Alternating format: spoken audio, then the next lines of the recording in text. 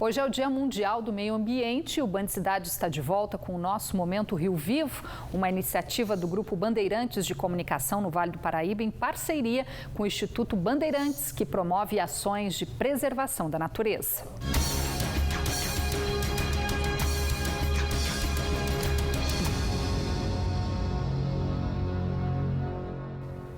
A pandemia que mudou a nossa rotina também é uma oportunidade para a humanidade repensar a sua relação com o meio ambiente. Pois é, um cuidado que começa em casa com as questões ligadas ao consumo e ao descarte do lixo e também com a criação de políticas públicas mais eficientes para dar o destino correto aos resíduos, ampliando a reciclagem, por exemplo. Transformação que também começa pela mudança de hábitos. O isolamento social reduziu a circulação de carros nas ruas, o que já reflete também no ar que respiramos.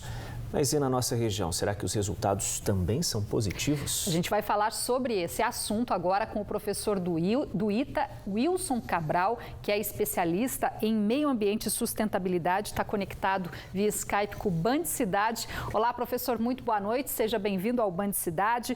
Como é que ficou a qualidade do ar aqui na nossa região, né, que é cortada aí pela rodovia mais movimentada do país?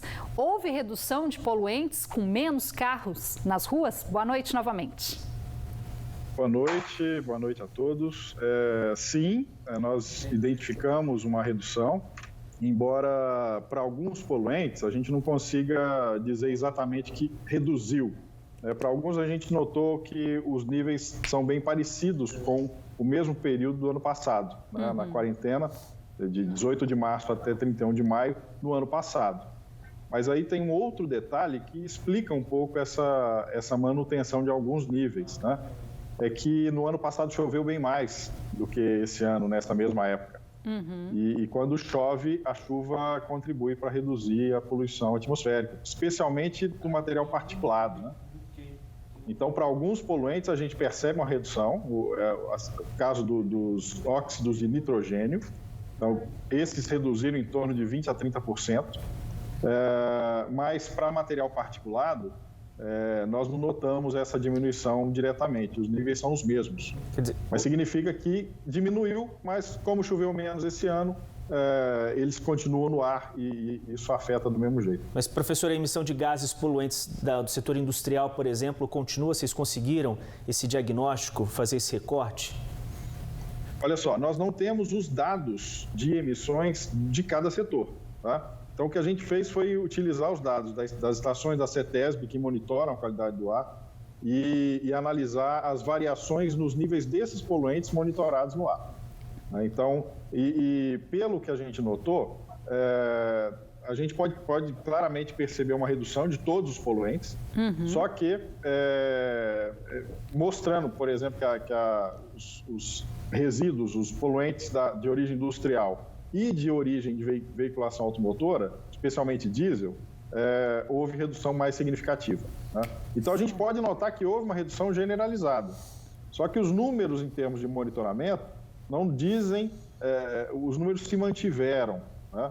E aí a explicação é justamente a questão da chuva em maior intensidade no ano passado. Certo. E o Wilson, falando dessa questão de menos chuva esse ano, um outono aí mais seco, isso acaba se refletindo nas represas aqui da região. Ou seja, no meio de uma pandemia, a região também pode sofrer aí com uma estiagem, é exemplo do que já vem ocorrendo lá na região sul do país?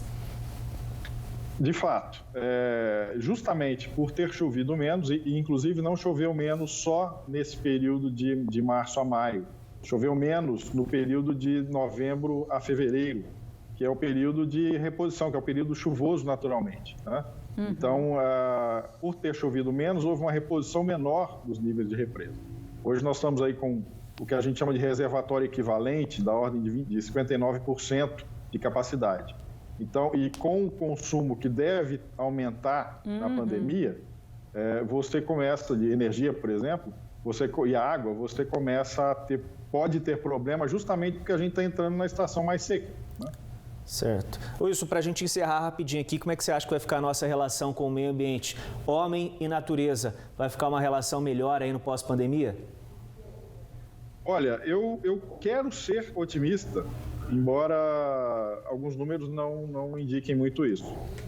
Se houvesse, se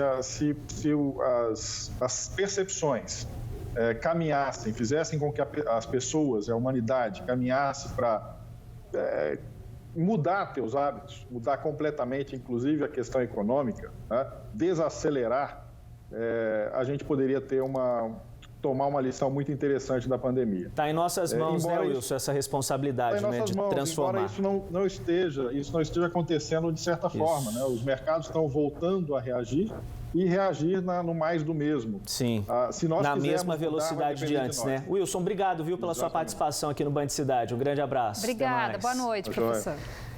O tempo fica instável neste fim de semana na região, com possibilidade de chuva em algumas cidades por conta da passagem de mais uma frente fria. Confira os detalhes da previsão no mapa com Desirê Brant da Somar.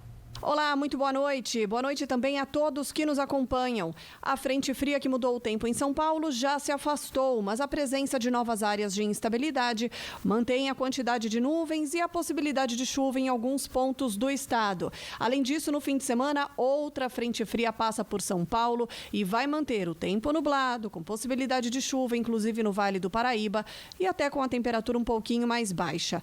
O sábado ainda terá sol entre nuvens na região de Taubaté, onde a máxima fica em torno dos 26 graus. No domingo vai chover um pouco e a máxima fica em torno dos 24 graus. Mas no início da semana que vem, o tempo já fica mais firme e mais quente, com a máxima chegando aos 28 graus. São José dos Campos com 26 graus no sábado e sol entre nuvens. No domingo chove e a máxima fica em torno dos 24 graus. A segunda-feira já terá tempo firme com máxima de 27 graus.